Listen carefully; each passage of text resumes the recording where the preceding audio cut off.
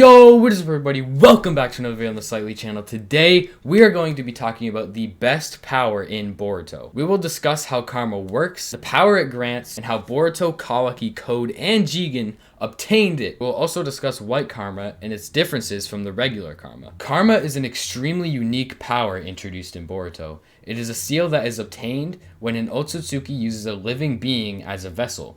The Otsutsuki's DNA slowly starts replacing your own. Once the Otsutsuki takes over 100% of your DNA, they can revive themselves from your body. However, it seems that after 80% or more DNA, the spirit of the Otsutsuki can briefly take over, an example being Borushiki. In the case of Boruto and Kawaki, they were implanted with karma by Momoshiki and Jigan respectively. Jigan obtained his karma from Ishiki after Ishiki was living inside Jigan's brain. He implanted the karma. Code also received his karma from Jigan. However, his was a failure or dud karma known as White Karma. We will discuss that later. First, let's discuss what makes karma so strong. Karma gives the user the ability to access millennia of battle experience from the Otsutsuki. Everything the Otsutsuki has done is in your muscle memory DNA now. It also gives the user an immense strength, speed, and defense buff, alongside amping all ninjutsu, taijutsu, genjutsu, etc. Finally, it also gives you the ability to create portals and absorb chakra. Creating portals to other dimensions is already a ridiculous power, but absorbing chakra is a huge advantage in the Naruto universe. Personally, I hate that absorption is such a common ability in Boruto, but you cannot deny that it is very OP. This has all just been about the first form of karma. It gets better. Karma 2 takes everything listed above a step further. There's an even greater power, speed, and defense buff. The chakra amp is massive. You also gain access to the Otsutsuki's abilities shown by Boruto's Byakugan and Kawaki having Ishiki's dojutsu. As for the physical appearance change, the user grows a horn resembling the horn of the Otsutsuki who implanted the karma. Now, before I discuss Boruto, Kawaki, Jigan, and Code's karma marks individually, I need to bring up the drawbacks because, well, there's always drawbacks. The most obvious one is the fact that you are turning into the Otsutsuki. You are becoming that creature, so your death is almost inevitable. The spirit of the Otsutsuki and your spirit also now lives in the same vessel, so there's constantly a fight for control of the body. It is also an extremely taxing ability to the body that if you can't handle it, you could straight up die just from using the karma. That being said, let's get to the individual karma seals. We see Boruto's karma develop after Momoshiki implants it on him, right before his death. Boruto's karma glows blue, reflecting his pure heart and soul. Boruto is shown to be adept with the karma now, outsmarting and even overpowering Code at some points. When Momoshiki takes over, we get to see just how far the power level goes. He obliterated Boro with almost no chakra. He spammed massive Rasengans back to back,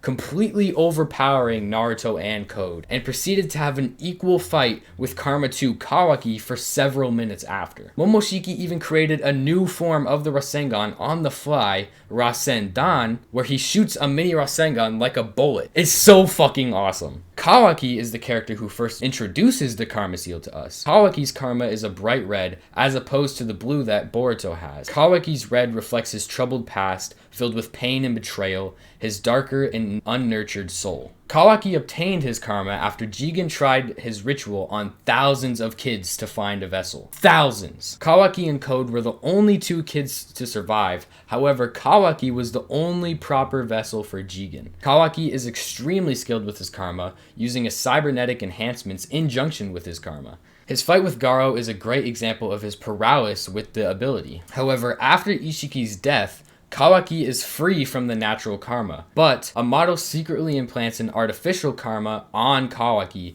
granting Kawaki the power of karma without Ishiki being able to revive from him. When Kawaki accesses his Karma 2 state, he is a whole different beast. As I said before, he gained access to Ishiki's dojutsu and the following abilities: Sukuna Hikona, Daikokuten, disruption cubes, and the ability to see life force. Kawaki made a fool out of Code in this form and even killed Boruto. It's safe to say he's very strong with his karma. Jigan's karma is essentially the same as Kawaki's. However, unlike Kawaki, Jigan is not a perfect vessel for Ishiki.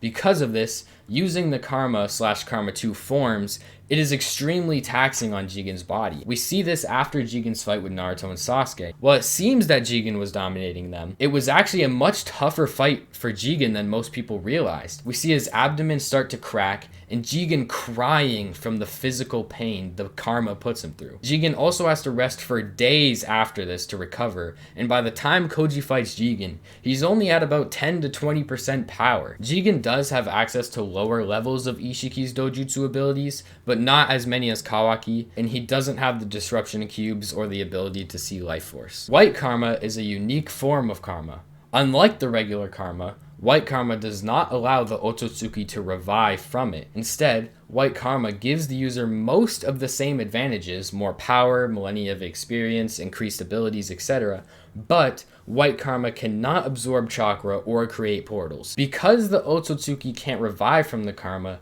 it is considered a failure or dud Karma. It still carries the legacy and will of the Otsutsuki as said by Ishiki. Without Code's limiters, I'm extremely excited to see how much stronger White Karma actually is. And White Karma, personally, if I was to pick an ability I would have in the Naruto world, it would either be White Karma or Sage Mode. So that is everything you need to know about Karma. Its abilities, individual users, purpose, and unique variations. If you have any further questions, leave them in the comments below and I'll answer to the best of my ability. There is still a lot of mystery around the Karma Seal, however, we seem to be getting more and more information every chapter. Anyway, thank you guys so much for watching this video. I hope you have a fantastic day, and that is all for now. Make sure to subscribe, and peace out.